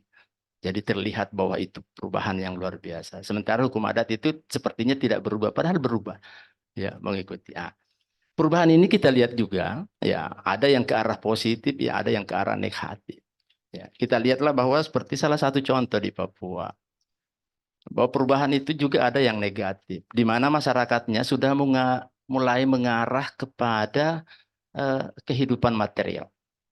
Ya, tidak lagi seperti dulu magic religius seperti itu. Sudah mengarah seperti, sehingga ya wajar kalau mereka mulai bersengketa karena sudah mulai mengenal uang. Ya, semua dinilai dengan uang. Kalau dulu tidak. Ya, seperti kata Prof. Juwajir tadi, bahwa tanah itu bagi orang Papua adalah ibunya. Jadi tidak mungkin akan diserahkan kepada orang lain. Karena itu adalah ibunya. Mereka mati untuk mempertahankan ibunya, untuk menjaga kehormatan ibunya. Tapi sekarang tidak. Bahkan di dalam peraturan daerah pun itu diatur. Ada istilah mengalihkan ke orang lain itu bukan lagi hak wilayah, kok masa dialihkan kepada orang lain. Nah, ini yang seringkali saya menyoroti orang-orang Papua. Kalian itu juga nakal, ya, ibunya sekarang sudah mulai dijual ke orang lain. Ya, begitu dia mau mengambil ibunya, orang lain mau mengambil ibunya, dia malah protes. Tapi di awal dia yang menjual. Ya kan seperti itu. Padahal tidak ada itu hak ulayat yang dijual ke orang lain. Dan itu hak komunal. Nah, kemudian terlihatlah di situ bahwa sebenarnya kalau orang ya mau berinvestasi di situ, ya itu tadi ada disampaikan Prof. Made. Ya, juga harus dilihat bahwa bagaimana dengan kepastiannya. Nah, itu untuk menjamin investor itu tidak kemana-mana dan dia merasa, oh gimana nih kita sudah buat perjanjian seperti kata Dr. Marwa. Ya, kita ini buat perjanjian ada kesepakatan 1338 perjanjian itu mengikat sebagai undang-undang. Nah, lalu kemudian tidak dapat dicabut dengan sendirinya pasal 1338 ayat 2. Itu tidak dapat dicabut.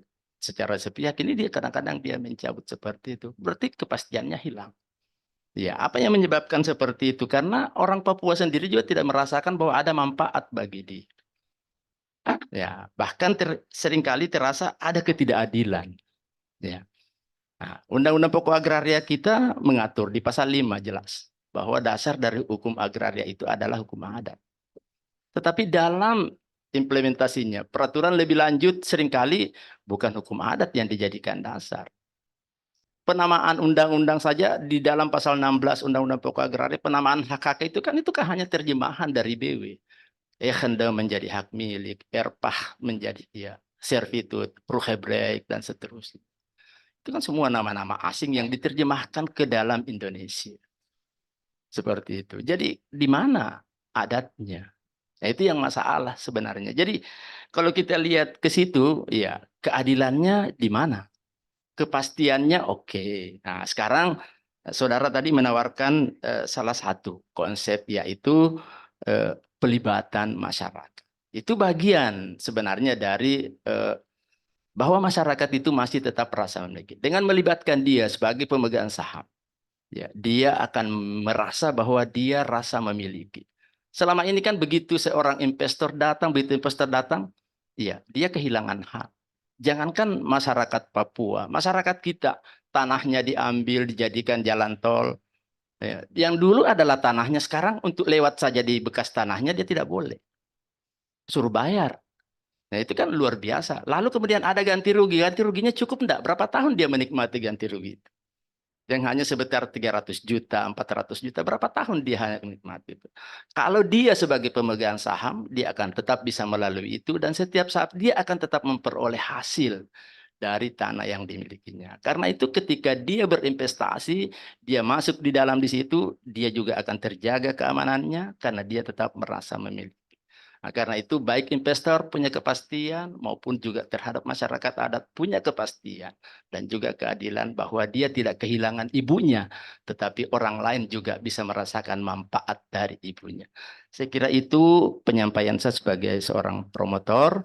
Ya, sekali lagi saya bangga ya sebagai seorang promotor bersama tim dan juga para tim penguji yang selama ini ikut mewarnai disertasi saudara dan tidak gampang menulis disertasi setebal ini. Itu memerlukan perjuangan. Demikian, Assalamualaikum warahmatullahi wabarakatuh. Saya kembalikan ke pimpinan sidang. Waalaikumsalam warahmatullahi wabarakatuh. Terima kasih promotor yang amat terpelajar Bapak Profesor Dr. Anwar Ibrahima, SHMH. Dengan selesainya promotor, maka selesai semua tim penilai, penyangga, memanfaatkan waktu. Dan saya kira ikhtiar dari saudara Provendus sudah optimal. Sekarang sisa berdoa. Dan untuk memberi kesempatan saudara berdoa dan juga memberi kesempatan kepada tim penilai untuk menetapkan hasil sidang ujian promosi saudara, maka sidang ujian promosi doktor saya tangguhkan selama 10 menit. Ketua sidang, promotor, kopromotor, dan tim penguji berkenan meninggalkan ruang ujian. Hadirin dimohon berdiri.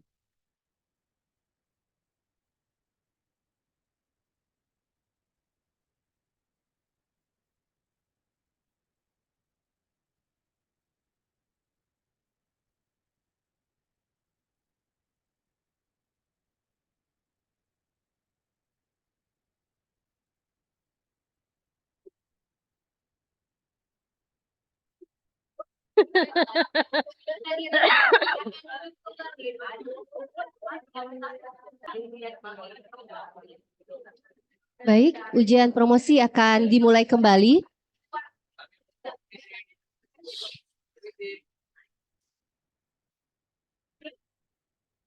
Ketua sidang, promotor, kopromotor, dan para penguji dipersilahkan memasuki ruang ujian.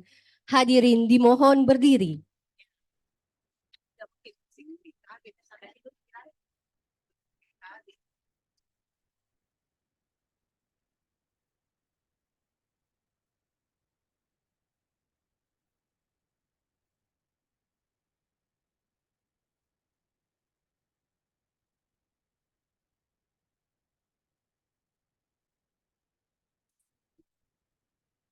Hadirin dipersilahkan duduk kembali.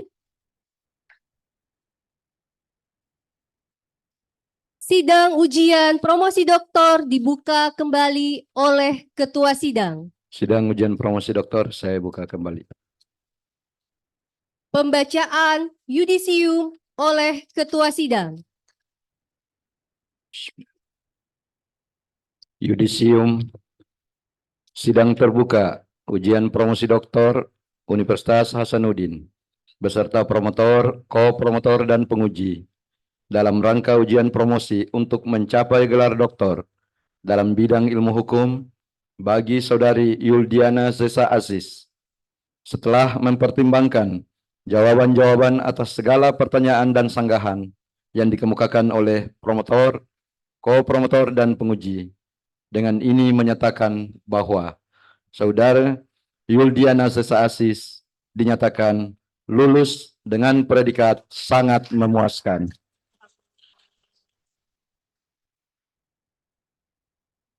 Dengan demikian, mulai hari ini, Selasa, tanggal 13 Februari 2024, pukul 15.05 waktu Indonesia Tengah, Saudara Yuldiana Zesa Aziz berhak memakai gelar doktor dalam bidang ilmu hukum.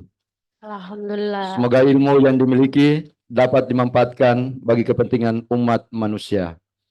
Makassar, 13 Februari 2024, atas nama Rektor Ketua Sidang Hamzah Halim, Promotor Profesor Dr. Anwar Burahima, SH, MH.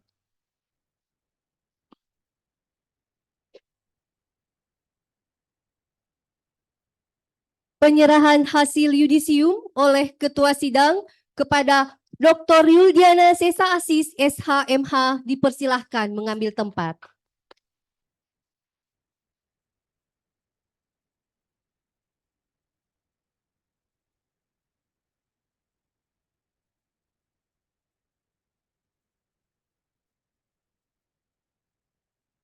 Kepada siapa gerangan bambu itu diberikan?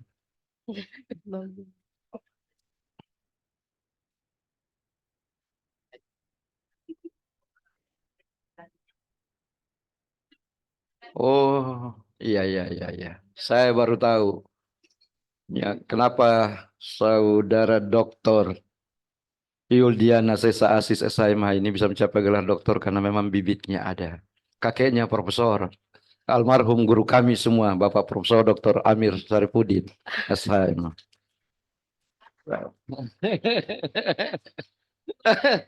Ya. Ternyata lebih dekat lagi. Ampun saya. Baik, ya. Atas nama institusi, karena saya memimpin sidang mewakili Pak Rektor, dan atas nama fakultas ya, dan seluruh tim promotor dan penguji yang ada, saya menyampaikan selamat pada Saudara Dr. Yuldiana Zesa Aziz, SHMH, ya. Terima kasih, Prof. Ya, tidak mudah untuk mencapai gelar akademik tertinggi, dan hukum tidak semua mahasiswa doktor di Fakultas Hukum Unhas itu bisa sampai berdiri di podium ini. Ya. Terima kasih, Prof. Dan saudara telah sampai ke sini, saya kira apa yang disampaikan oleh Prof. Farida tadi di awal bahwa banyak dukungan, banyak supporter, ya. Tadi saya mendengar tepuk tangan seolah-olah kemenangan caleg besok itu. Besok itu. Ya. Saudara Dr. Yuldiana ini menempuh pendidikan doktor di Fakultas Hukum Unhas selama 3 tahun 11 bulan dengan indeks prestasi kumulatif 3,92, nyaris sempurna. Ya. Nilai disertasi A. Saya kira bukan perjuangan mudah ya. Banyak yang bilang, oh cepat nak tahu. Saya bilang, bukan kau yang rasakan. Nah, gitu. Saya yang sekolah gitu. 3 tahun 9 bulan bukan waktu yang singkat. Banyak kenangan, banyak suka dan duka yang dilalui. Karena saya kira semua memang diciptakan oleh Tuhan berpasang-pasangan. Kalau hari ini Anda meraih kegembiraan, maka yakinlah kemarin-kemarin itu banyak kesusahan yang dilewati. Ya, karena kalau selesai siang, yakin sebentar akan datang malam. Begitu sebaliknya. Selamat kepada saudara dan seluruh keluarga, ya. Dan 3 tahun 9 bulan itu kembali, 3 tahun 11 bulan itu kembali saya katakan bukan waktu yang singkat, banyak kenangan. Dan untuk itu saya beri kesempatan pada saudara Dr. Yuliana Sesa Asis, SHMH, untuk menyampaikan pesan dan kesannya. Silakan. Terima kasih kepada Profesor Dr. Hamzah sekaligus Dekan Fakultas Hukum Universitas Hasanuddin. Kesan dan pesan saya selama kuliah di Fakultas Hukum, kebetulan saya S1, S2, S3 itu di Fakultas Hukum Unhas, dan saya sangat bangga dengan Fakultas Hukum Universitas Hasanuddin. Di sini, di fakultas ini, saya bisa menimba ilmu dari para guru-guru besar saya yang sangat terpelajar, yang rendah hati, yang mau membagi ilmunya kepada kami mahasiswa-mahasiswanya, dan kemudahan-kemudahan dalam hal administrasi. Kami diberi motivasi kepada baik itu pembimbing kami, promotor kami, kopromotor kami, tentang ilmu-ilmu ilmu-ilmu hukum yang sedang kami pelajari. Saya terima kasih juga yang setinggi-tingginya kepada Bapak Dr. Hamzah Halim, SH, MH, MAP, beserta seluruh jajaran dan para dosen atas segala ilmu yang telah diberikan kepada penulis selama menempuh pendidikan di kampus. Semoga Allah senantiasa melimpahkan rahmat kepada para mahaguru. Terima kasih yang tidak terhingga kepada tim promotor Bapak Profesor Dr. Anwar Borahimah, SH, MH, Ibu Profesor Andi Suryaman Mustaripide, SH, MHum, dan Bapak Profesor Dr. Insinyur Abrar Saleng, SHMH, yang dengan penuh kesabaran membimbing dan mengarahkan penulis, dan mohon maaf apabila selama dalam proses pembimbingan terdapat banyak salah dari saya, dan segala kerendahan hati saya mohon dimaafkan. Semoga Allah senantiasa melimpahkan rahmatnya kepada para mahaguru saya. Terima kasih yang tidak terhingga kepada almarhum Prof. Dr. Muhammad Asri, SHMH, yang dengan penuh kesabaran dalam membimbing saya. Saya ingat saat terakhir bertemu dengan bimbingan dengan beliau, tanpa ada kata-kata beliau tiba-tiba mengatakan kepada saya, "Dek, mohon maaf kalau saya punya salah sama adik." Saya bilang, "Iya Prof, saya tidak ada salah Prof." Dan 2 hari setelah itu saya mendengar kabar kalau Prof. Asri telah berpulang ke rahmatullah. Dan saya sangat ingat kepada ajaran beliau tentang bagaimanapun kita di posisi teratas, kita juga bisa tidak apa-apa untuk kata meminta maaf kepada apabila kita mempunyai salah. Semoga amalan almarhum diterima di sisi Allah. Penghargaan dan terima kasih yang setinggi-tingginya kepada Bapak Profesor Imade Arya Utama, SH, MHum, selaku penguji eksternal yang telah bersedia meluangkan waktu di tengah kesibukannya memberikan saran dan masukan. Penghargaan dan terima kasih yang setinggi-tingginya kepada Bapak Profesor Dr. Juajir Sumardi, SH, MH, Ibu Profesor Dr. Farida Patitingi, SH, MHum, Ibu Dr. Marwa, SH, MH, Bapak Dr. Sudirman Saad, SH, MH, selaku tim penguji yang telah memberikan banyak masukan dan dalam setiap tahap ujian sehingga mendorong perbaikan penulisan disertasi. dan terima kasih yang tidak terhingga kepada para narasumber dalam penulisan disertasi. Berikut terima kasih yang tak terhingga kepada Bapak Rektor Musamus, Bapak Dr. Andes Beatus Tambaib MA atas dukungan moral dan material selama saya menempuh pendidikan. Yang berikut kepada Bapak almarhum Profesor Dr. Philippus Betaubun, ST, MT, yang telah merekomendasikan saya untuk melanjutkan pendidikan doktor, yang telah memberikan kesempatan dan bantuan kepada saya dalam melanjutkan S3 di Fakultas Hukum Unhas. Kepada terima kasih yang tak terhingga Dekan Fakultas Hukum Bapak Mulyadi Alrianto Tajudin SHMH beserta para wakil dekan yang tiada henti memberikan dukungan dan semangat dalam penyelesaian studi ini. Ungkapan terima kasih saya persembahkan hari ini kepada kedua orang tua tercinta saya, Ibu Hajah almarhum Andi Hartati Asis. Terima kasih Mami. Mungkin adanya saya di sini tidak terlepas dan bertahannya saya untuk menyelesaikan ini untuk hadiah untuk Mama dan juga kepada Ibu Bapak saya Dr. Andes Abdul Aziz Burahima yang sedang sakit. Mungkin angan-angan saya bahwa suatu saat saya akan bawa Papi untuk ada di tempat ini. Mungkin bisa bertepuk tangan buat saya, tapi mungkin qadarullah Allah menginginkan hal yang lain. Saya terima kasih, saya yakin doa selalu beserta saya dan kasih sayang selalu berserta saya, mengiringi setiap langkah saya. Kepada orang tua angkat saya, Ibu Yustina Wawi, terima kasih banyak atas kerelaan mendidik, merawat saya dari kecil sampai besar. Kepada Bapak Imade Sabah dan Ibu Niketut Rai Sutari atas segala didikan dan doa dukungan yang tulus selama ini kepada penulis.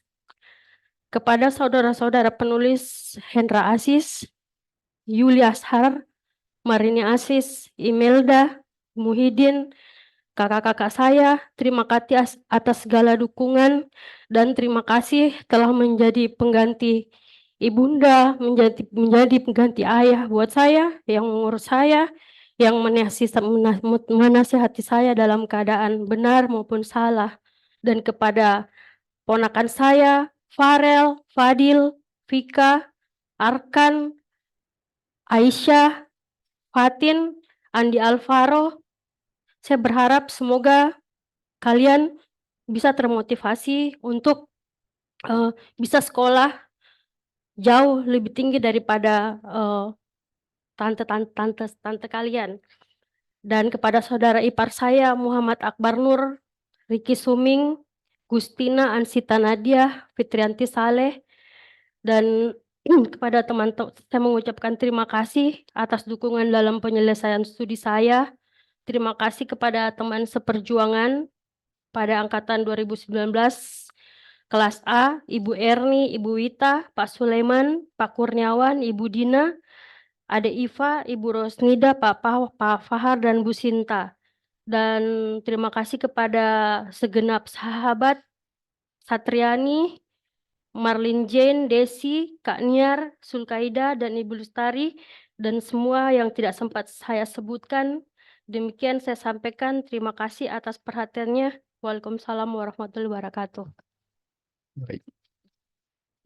Terima kasih, Saudara yang amat terpelajar, Dr. Yuliana Zesa Asis, SHMH. Ya, saya kira yang menangis hari ini bukan cuma yang di podium, karena podium ini memang sangat sakral gitu. Jarang yang balik kanan dari podium ini tidak meneteskan air mata. Ternyata memang batas antara sedih dan gembira itu tipis sekali. Semua berakhir di air mata, bedanya cuma di perasaan. Jadi silakan maknai masing-masing perasaannya, bahagia atau lagi sedih dengan air matanya. Ya, Allah tidak menimpakan, tidak memikulkan beban kepada pundak seseorang kalau tidak sesuai dengan kemampuannya. Dan setiap kejadian pasti membawa hikmah dan arti tersendiri bagi kita gitu ya. Iya. Innallaha ma'as sabirin, Allah akan selalu bersama orang-orang yang sabar. Baik, kesempatan berikutnya saya mengundang dengan hormat promotor yang amat terpelajar Bapak Profesor Dr. Anwar Burahimah untuk memberikan pesan dan pesan-pesan khusus pada yang amat terpelajar Dr. Yulidiana Sesa Asis SHMA. Silakan Prof. Baik, terima kasih pimpinan sidang. Bismillahirrahmanirrahim. Assalamualaikum warahmatullahi wabarakatuh. Ya, yang saya hormati pimpinan sidang, promotor, tim penguji, Ananda, Dr. Yuliana Sesa Asis, dan seluruh hadirin keluarga. Pertama saya ingin mengucapkan selamat karena Ananda telah berhasil menyelesaikan studinya dan hari ini mendapatkan gelar doktor ya dengan jangka waktu ya 3 tahun 11 bulan. Itu bukanlah waktu yang singkat ya. Setelah melalui proses bimbingan selama 10 bulan ya, sehingga ya tentu banyak hal yang Anda alami. Hari ini saudara atau Ananda sudah bergelar doktor, berarti saya dan tim promotor sudah berakhir hubungan sebagai penguji dan pembimbing dan mahasiswa. Tetapi tidak berakhir hubungan sebagai alma mater, lebih lagi tidak berakhir hubungan karena untuk pertama kali saya menyampaikan ini pada dekan, dia ini adalah anak dari kakak saya.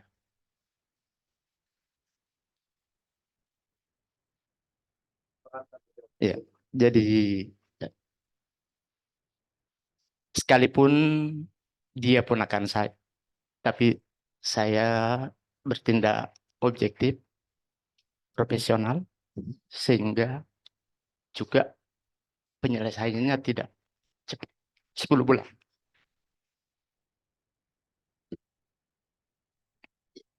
Penelitian 29 bulan.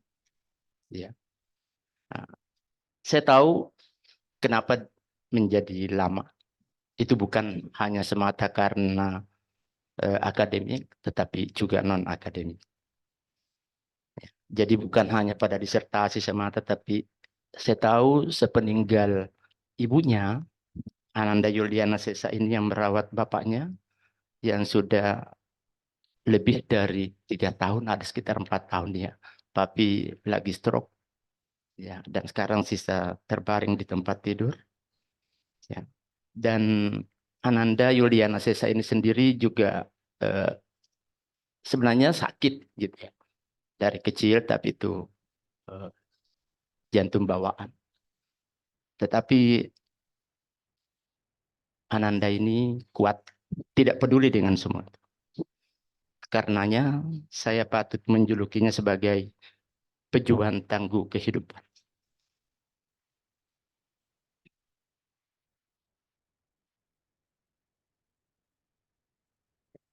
Tapi yakin bahwa pengabdian itu merawat papi itu bukan pekerjaan sia-sia. Melainkan itu adalah lahan pahala untuk mempercepat langkahmu masuk surga. Tidak banyak anak yang mampu melakukan pekerjaan merawat orang tua. Benarlah kata orang bijak, 1 orang tua mampu merawat 10 orang anak, tetapi 10 orang anak belum tentu mampu merawat 1 orang. Dan Ananda Sesa ini salah satu yang mampu merawat orang tua. Teruslah mengabdi, jangan pernah bosan, karena kesempatan untuk merawat orang tua itu biasanya tidak datang 2 kali. Dan setelahnya itu hanya penyesalan, sementara sesal kemudian tiada berguna. Nasihat saya ini saya berikan judul, wahai penuntut ilmu, lelahmu memuliakanmu. Tariq bin Said bersabda, barang siapa bersabar dengan kesusahan yang sebentar saja, maka ia akan menikmati kesenangan yang panjang. Nah, selama ini Ananda telah merasakan betapa beratnya perjuangan untuk sampai ke titik ini. Di saat ini, di saat Anda masih kuliah, merasa lelah setiap hari harus belajar, belajar, dan belajar. Dan juga tugas yang dibebankan oleh para dosen. Di saat disertasi, betapa tidak mudah menemui dosen pembimbing dan penguji karena beliau juga sibuk dengan tugas lain yang dibebankan oleh negara. Namun Ananda tidak menyerah, tetapi justru Ananda memohon pertolongan kepada Allah untuk dimudahkan jalan. Mari kita renungkan kembali nasihat Imam Asy-Syafi'i. Barang siapa belum merasakan pahitnya belajar walau sebentar, ia akan merasakan hinanya kebodohan sepanjang hidup. Dan barang siapa ketinggalan belajar di masa mudanya, maka bertakbirlah untuk 4 kali kematiannya. Demi Allah, hakikat seorang pemuda adalah dengan ilmu dan takwa. Bersemangatlah nak, berlelah-lelahlah, karena lelahmu akan memuliakan. Namun hari ini Ananda telah merasakan nikmat hasil perjuangan Ananda selama. Tetapi nikmat ini tuh belum seberapa jika dibandingkan nanti dengan nikmat akhirat sebagai balasan menuntut ilmu. Prestasi duniawi hanyalah satu jembatan bagi kita untuk mengukir prestasi akhirat. Sebagaimana ilmuwan terdahulu luar biasa dalam ketaatan kepada Allah dan luar biasa pula dalam bidang ilmu pengetahuan. Ya, mari kita mengikuti sejenak Imam Asy-Syafi'i mengatakan berleha-lehalah atau berlelah-lelahlah. Manisnya hidup baru terasa setelah lelah berjuang. Aku melihat air menjadi keruh karena diam tertahan. Jika mengalir menjadi jernih, jika tidak akan keruh menggenang. Singa jika tak tinggalkan sarang, tidak akan mendapatkan mangsa. Anak panah jika tidak tinggalkan busur, tidak akan kena sasaran. Biji emas bagaikan tanah sebelum digali dari tambang. Kayu gaharu tak ubahnya kayu biasa jika masih di dalam hutan. Oleh karena itu, belajar, belajar, dan belajar. Ya. Karena dengan belajar, ya, kita lihat betapa seorang sahabat ditanya, kapan kamu akan menghentikan langkahmu untuk beristirahat belajar? Dia katakan, nanti istirahatku ketika kakiku telah menapak surga. Hari ini Ananda telah berhak menyandang gelar doktor.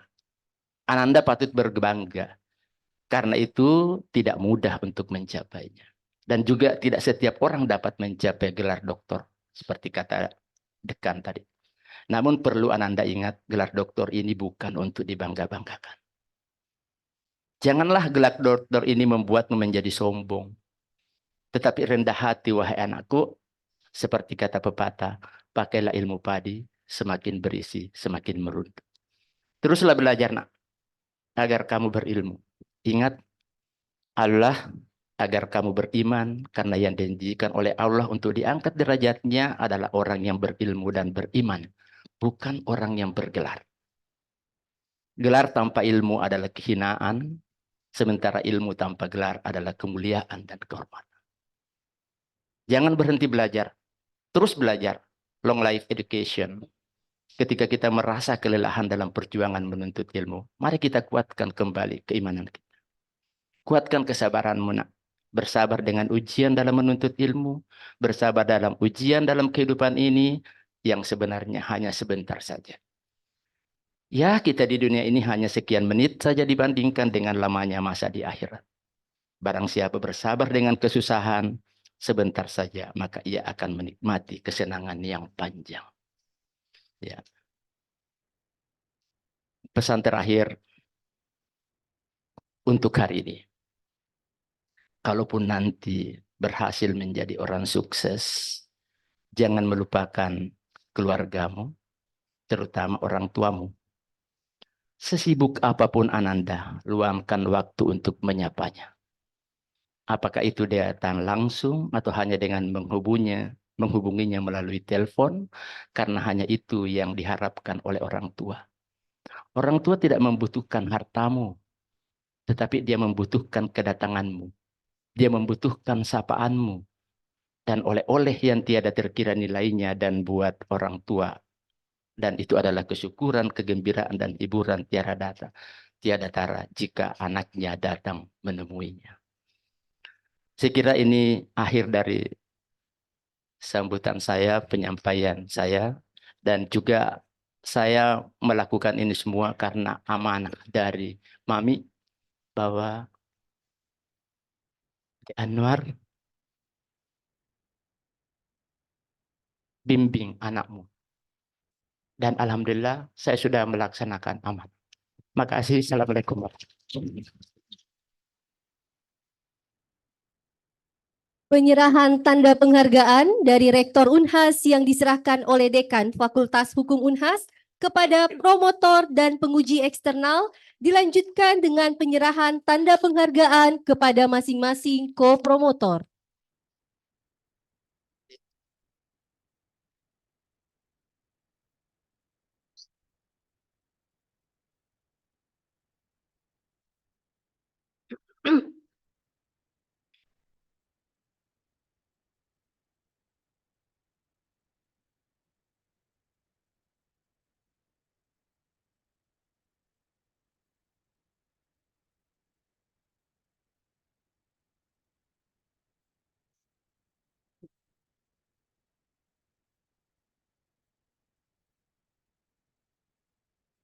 Sidang terbuka ujian promosi doktor Universitas Hasanuddin ditutup oleh Ketua Sidang.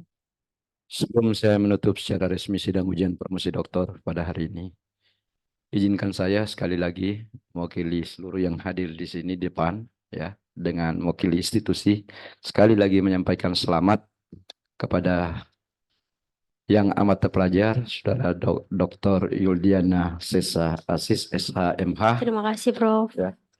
Tentu beserta keluarga, baik handai tolan maupun instansi tempat di mana saudara mengabdi, kalau saya tidak salah di Universitas Musamus, ya, Merauke. Saya ingat sekali waktu penguji eksternal ke sana sebagai asesor, saya sempat disambungkan komunikasi dengan Dekan Fakultas Hukum yang seingat saya sepertinya alumni kita juga, ya. Ya, mudah-mudahan ke depan tadi Prof. Anwar selaku promotor menyampaikan bahwa hubungan antara pembimbing dengan bimbingan sudah berakhir secara formal dan berubah menjadi hubungan antara kolega dalam dunia keilmuan yang sama di bidang hukum. Dan hubungan antara dosen dan mahasiswa berakhir menjadi hubungan antara alumni dengan alma mater. Tadi Prof. Anwar banyak mengingatkan tentang ibu Anda. Yap. Ibu kedua Anda itu adalah Fakultas Hukum Unhas. Apalagi S1, S2, S3 di sini. Ini anak kandung asli nih. Ya, jadi haram hukumnya untuk durhaka kepada alma maternya gitu. Iya, Ibu Prof. kandungnya, ya. Nah, tadi Prof. Anwar sudah ingatkan. Kalau sukses jangan lupakan orang tua dan keluarga gitu. Iya, Termasuk keluarga besar Fakultas Hukum Unhas gitu. ya, Prof. Ya. Siap. Di pundak saudara, di nama saudara melekat alma mater dengan gelar itu, ya, Dr. SHMH. Jaga nama baik alma mater dengan menjaga tutur kata, perbuatan, dan tentu keilmuan. Ya, dengan menjaga tiga itu, saya yakin Anda secara otomatis menjaga nama baik alma mater kita. Ya, saya kira itu. Sekali lagi selamat kepada Anda dan seluruh keluarga, dan kesempatan ini juga saya ingin mengucapkan banyak terima kasih. Yang pertama kepada tim promotor yang telah bersinergi dengan baik sehingga pada hari ini melahirkan satu lagi alumni doktor kita, ya, dengan IPK yang sangat memuaskan, dengan masa studi yang menurut saya tidak terlalu panjang dari masa studi yang disiapkan, ya. Begitu juga terima kasih, ya, secara khusus kepada penilai eksternal Bapak Profesor Dr. Imade Arya Utama SHMH yang tidak bosan-bosannya membantu kami dalam proses pendoktoran di Fakultas Hukum Unhas Saya berharap Prof ini bukan yang terakhir Prof untuk membantu kami dalam proses pendoktoran di Fakultas Hukum UNHAS. Begitu juga kepada segenap tim penguji yang bukan hanya terlibat dalam proses mulai dari ujian, tetapi mulai dari saudara menjadi mahasiswa, sudah berinteraksi, apalagi S1, S2-nya juga di sini. Saya kira sudah banyak yang berulang kemudian mengajar pada 3 strata itu ya. Nah, tidak ada bekas guru, Iya, Prof. tidak ada bekas orang tua, yang ada cakar gitu. Ya, dan itu tidak boleh ada Iya. mantan gitu ya. Gitu. Mantan guru, mantan dosen tidak ada itu. Ya, karena sekali guru tetap guru. Meskipun mengajarkan satu huruf, satu keterampilan, itu adalah guru kita. Saya kira itu harus selalu diingat, apalagi saudara sendiri, kalau saya tidak salah berprofesi sebagai guru juga di Musamus kan. Iya, Prof. Nah, itu. Begitu juga terima kasih saya kepada seluruh hadirin yang saya tidak bisa sebut satu persatu atas kesediaannya mengikuti sidang ujian ini dengan tertib, sehingga dapat berlangsung secara hikmat dan lancar sebagaimana yang kita harapkan. Ya. Baik, dengan mengucap syukur alhamdulillahi rabbil alamin, sidang ujian promosi doktor pada hari ini saya nyatakan ditutup.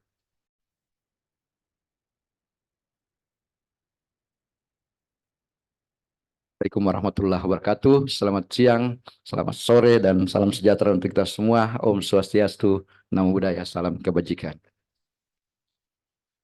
Dr. Yuldiana Sesa Asis, SHMH, beserta keluarga disilahkan mengambil tempat untuk menerima ucapan selamat.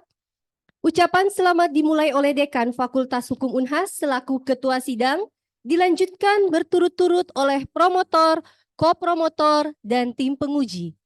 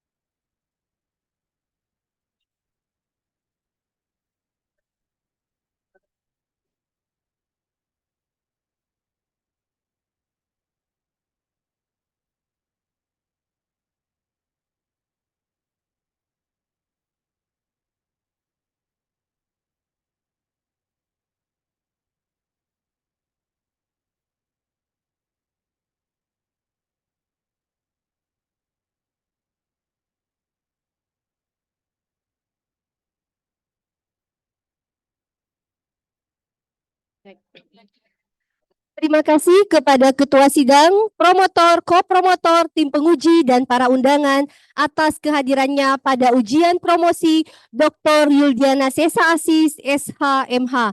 Demikianlah ujian promosi hari ini.